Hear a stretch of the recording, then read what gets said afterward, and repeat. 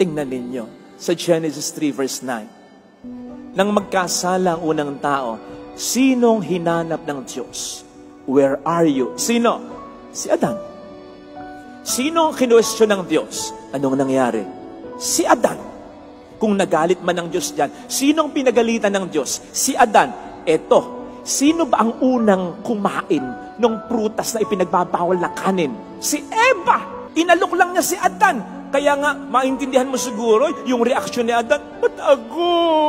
Yung babae, siya na nag-alok sa akin. Pero isipin po ninyo, ha? Sinong unang hinanap? Sinong unang kinwestiyon? Sinong unang parang pinagsabihan? Si Adan. Hindi kaya mga ama, mga asawa, mga mister dyan, kapag nagka-problema sa pamilya, kapag halos maloka na yung misis mo sapagkat walang maharamdamang suporta mula sa iyo, kapag nahihirapan na siya kasi pinagpapalit mo, sinasaktan mo, kapag nawawala na sa tamang pag-iisip niya dahil sa problemang binibigay mo, kapag ang mga anak mo ay hindi lumaking maayos, nag-aaway-away pa, kapatid, buhay ka pa, kahit nasa kabilang buhay ka na, sa palagay ko, ikaw pa rin ang hahanapin ng Diyos at tatanungin, nasaan ka? Anong ginawa mo? Anong kasalanan mo? Ba't nagkaganyan ang pamilya mo? Ikaw kasi ang ulo ng pamilya, the head of the family. Ang katawan mabubuhay ng walang kamay, ng walang paa, pero hindi ng walang ulo. Patay ang katawan na walang ulo. Ang simbahan parang katawan. Ang tahanan natin parang munting katawan. Sinabi ni St. Paul yan, kapag hindi ka nagpapakatino bilang ulo ng pamilya mo, pinapatay mo ang pamilya mo. Ikaw ang haligi ng tahanan. Bago magkaroon ng pinto, ng bintana, bago magkaroon ng bubong, bago magkaroon ng anumang dekorasyon, haligi muna. Bago mabuo ang pangarap na tahanan, haligi muna. Bago bumuo ng pangarap ang misis mo, bago mangarap ang mga anak mo, sana ganito, sana ganon. Ikaw muna. Sa'yo sila magtatayo ng pangarap nila. Paano sila mangangarap kung hindi ka tumutupad sa iyong obligasyon?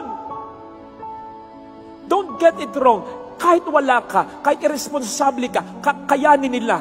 Pero wag mong iisipin, kaya talaga nila. Kakayanin nila, in a sense, wala silang choice kundi kayanin na lang talaga. Kinakaya lang nila sapagkat ayaw mong samahan sila.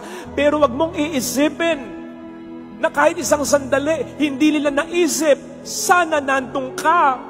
Eh kung yung patay nga, iniisip, sana nandito pa. Eh yun patay na. Matatanggap na yun kahit paano lang, di ba? Pero yung ikaw ay buhay, tapos makikita kanila sa piling pa ng iba. Huwag mong isipin hindi kanila hinahanap.